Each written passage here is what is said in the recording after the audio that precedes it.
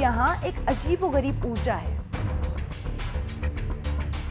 कुछ को लगता है कि जैसे कोई पीछे चल रहा है। लोग यहाँ डर को महसूस करने आते हैं, रहस्य को समझने आते हैं, जैसे कोई आपको देख रहा हो। भारत की सबसे रहस्यमयी और डरावनी जगह। कभी आपने किसी ऐसी जगह के बारे में सुना है जहां दिन में लोग हंसते हैं, मुस्कुराते हैं, घूमते हैं, लेकिन जैसे ही सूरज ढलता है वही जगह खामोशी ओढ़ लेती है, जहां हवाएं भी कुछ कहने लगती हैं और टूटी दीवारें मानो कोई कहानी सुनाना चाहती हैं। आज हम आपको ले चल रहे हैं राजस्थान की उस जगह पर जिसे कहा जाता है भारत की सबसे रहस्यमयी और डरावनी जगह, भानगढ़ किला। अरावली की पहाड़ियों के बीच बसा ये किला दूर से देखने में भले ही एक ऐतिहासिक धरोहर लगे, लेकिन जैसे जैसे आप इसके करीब आते हैं माहौल बदलने लगता है। रास्ता शांत हो जाता है, आवाजें कम होने लगती हैं और एक अजीब सा एहसास दिल में उतरने लगता है, जैसे कोई आपको देख रहा हो। भानगढ़ सिर्फ एक किला नहीं, ये एक सवालों से भरी एक कहानी है। एक ऐसी कहानी जिसकी शुरुआत शान और समृद्धि से हुई और अंत सन्नाटे से हुआ। कहा जाता है कि 17वीं शताब्दी में इस किले का निर्माण आमेर के राजा भगवान दास के पुत्र माधव सिंह ने करवाया था। उस दौर में भानगढ़ एक फलता फूलता नगर था। यहाँ बाजार थे, मंदिर थे, नाच गाना था और जिंदगी पूरी रफ्तार में थी। लेकिन आज यहाँ सिर्फ खंडर हैं जो सवाल उठाते हैं। ऐसी क्या वजह थी कि एक पूरी की पूरी बस्ती उजड़ गई? भानगढ़ की सबसे मशहूर कहानी जुड़ी है राजकुमारी रत्नावती से। कहा जाता है कि रत्नावती सिर्फ अपने समय की सबसे सुंदर राजकुमारी ही नहीं, बल्कि बुद्धिमत्ता, समझदारी और आत्मसम्मान की मिसाल भी थी। उनके सौंदर्य और गुणों की चर्चा दूर दूर तक फैली हुई थी। देश के कई राजकुमार उनसे विवाह करना चाहते थे, लेकिन रत्नावती अपने फैसलों को लेकर बेहद सजग थी और जल्दीबाजी में कोई निर्णय नहीं लेना चाहती थी। कहानी में एक किरदार आता है, एक तांत्रिक, जिसका नाम लोक कथाओं में सिंधु सेवड़ा बताया गया। कहा जाता है कि वह तांत्रिक रत्नावती की सुंदरता से इतना प्रभावित हुआ कि उसने उसे पाने के लिए तंत्र मंत्र का सहारा लेने का निश्चय किया। वो जानता था कि राजकुमारी को सीधे तौर पर पाना असंभव है, इसलिए उसने छल का रास्ता चुना। एक दिन राजकुमारी के लिए एक इत्र मंगवाया। तांत्रिक ने उस इत्र में तंत्र मंत्र का प्रयोग किया, ये सोचकर कि जैसे ही रत्नावती उसका उपयोग करेगी वे उसके वश में हो जाएगी। लेकिन कहानी यही मोड़ लेती है। कहा जाता है कि रत्नावती को आभास हो गया था कि कुछ गड़बड़ है। उन्होंने उस इत्र को जमीन पर फेंक दिया। लोक कथाओं के अनुसार इत्र की शीशी जमीन पर गिरते ही एक पत्थर से टकराई और उसी पल तांत्रिक की योजना उस पर भारी पड़ गई। इस घटना के बाद तांत्रिक को अपनी हार का एहसास हुआ। क्रोध और हताश में उसने भानगढ़ को एक श्राप दे दिया कि ये नगरी नष्ट हो जाएगी और यहाँ कभी सुख शांति नहीं लौटेगी।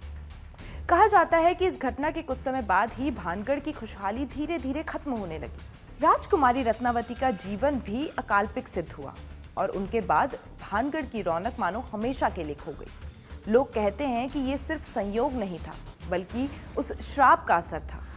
हालांकि इतिहासकार इस कहानी को प्रमाणित नहीं मानते, लेकिन स्थानीय लोगों का विश्वास आज भी अडिग है। उनका मानना है कि रत्नावती की आत्मा आज भी भानगढ़ से जुड़ी हुई है, न डर फैलाने के लिए, बल्कि उस अधूरी कहानी की गवाह बनकर जो कभी पूरी ही नहीं हो पाई।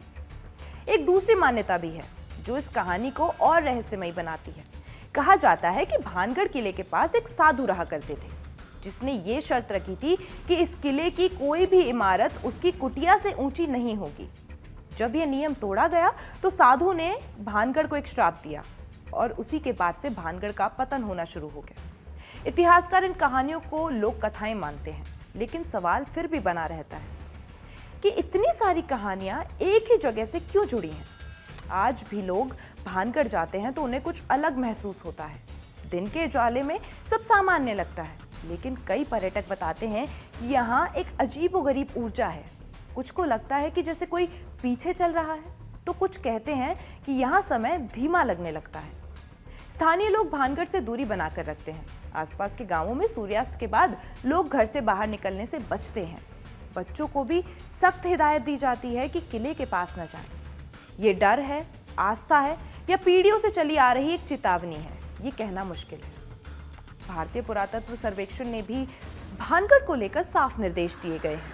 किले के बाहर लगा बोर्ड चेतावनी देता है कि सूर्यास्त के बाद और सूर्योदय से पहले यहां प्रवेश करना मना है। वजह बताई जाती है सुरक्षा, क्योंकि अंधेरे में खंडरों के बीच जाना खतरनाक हो सकता है। लेकिन क्या सिर्फ यही वजह है? भानगढ़ की खामोशी बहुत कुछ कहती है। यहाँ की टूटी सीढ़ियाँ, खाली महल, उजड़े बाजार, सब कुछ मानो किसी कहानी का अधूरा पन्ना हो। ऐसा लगता है कि जैसे समय यहाँ ठहर गया। आज के दौर में भानगढ़ एक बड़ा टूरिस्ट अट्रैक्शन बन चुका है। लोग यहाँ डर को महसूस करने आते हैं, रहस्य को समझने आते हैं। कुछ लोग इसे सिर्फ एक ऐतिहासिक स्थल मानते हैं, तो कुछ के लिए ये भारत की सबसे हॉन्टेड जगह है।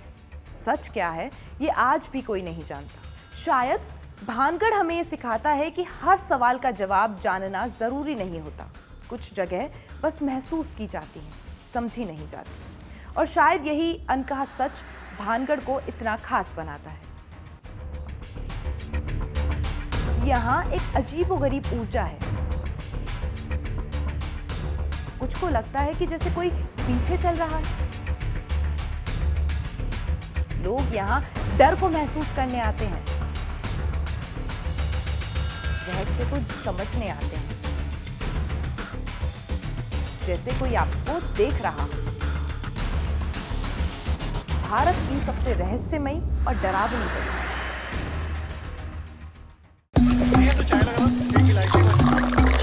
यहाँ ताजा खबर के साथ हर दिन की शुरुआत कड़क है। आमने सामने बैठ रखते हैं बात पूरे दम से, आराम से। चर्चा होती है बेधड़क। यहाँ किस्से कहानियों में बोल सरल और अंदाज बेहद कड़क मिलता है। जीने में एक तेवर है जो आता है सही ज्ञान, जानकारी और उससे कमाई कड़क नोट से। इधर मौके पर चौका नहीं, छक्का लगा जलवा दिखाते हैं। कड़क क्रिकेट से अपने रोमांच को जो बढ़ाते हैं। यहाँ की हर बात का मिजाज एक है, मिजाज कड़क। आपका अपना YouTube चैनल कड़क, लाइव बेधड़क।